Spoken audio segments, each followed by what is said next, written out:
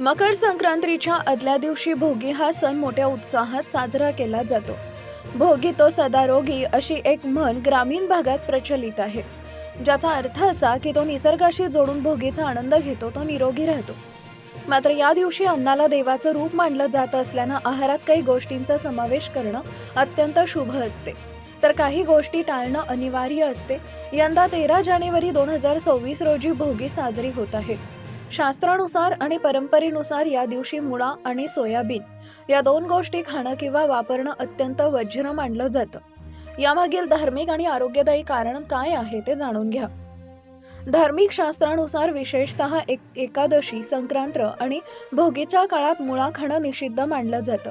मुळा हा जमिनीच्या आत वाढणारा कंद असून काही पुराण कथांमध्ये त्याला असुर मानलं गेलंय.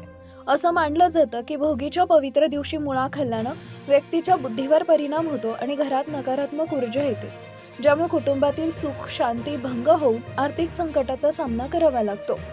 सोयाबीन हे जड अन्न मानलं जातं. भोगीचा सण हा सज्जाद म्हणजे सात्विक आहार घेण्याचा दिवस असतो.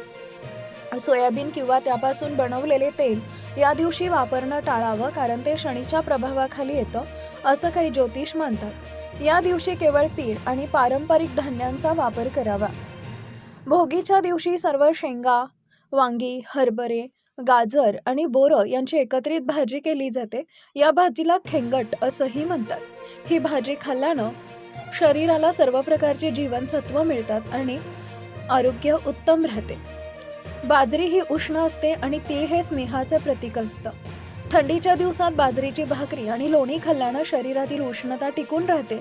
या दिवशी बाजरीच्या भाकरीला तीळ लावून ती देवाला नैवेद्य म्हणून दाखवली जाते. पचायला हलकी आणि सात्विक असलेली मुगाची खिचडी या दिवशी आवर्जून केली जाते. त्यात भरपूर तूप टाकून खाल्ल्यानं लक्ष्मीची कृपा होते असं मानलं जातं.